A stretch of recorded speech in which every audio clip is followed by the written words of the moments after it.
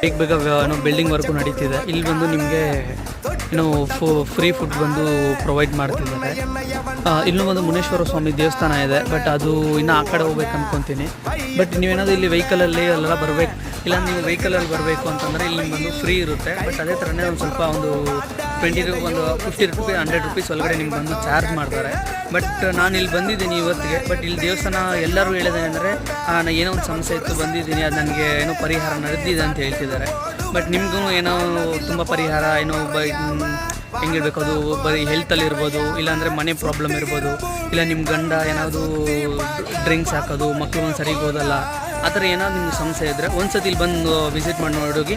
But ಏನು ಸಮಸ್ಯೆ ಇದ್ರೂ ಮ್ಯಾಕ್ಸಿಮಮ್ ನೀವು ಬಂದು 9 ವಾರ ಬರಲೇಬೇಕಂತ. ಹಂಗೆ ಬೈ ಚಾನ್ಸ್ ನಿಮ್ಗೆ ಏನಾದರೂ 9 ವಾರ ನನ್ನ ಕೈಗೆ ಬರೋಕ್ಕಾಗಲ್ಲ, ಎವ್ರಿ ಸಂಡೇ ಬರೋಕ್ಕಾಗಲ್ಲ ಅಂತಂದರೆ ಅದೇ 9 ಅಮಾವಾಸ್ಯೆ ನೀವು ಬಂದು ಬರ್ಬೋದಂತೆ. ಅಮಾವಾಸ್ಯೆ ಇಲ್ಲಿ ಬಂದು ಏನು ಕುಂಭ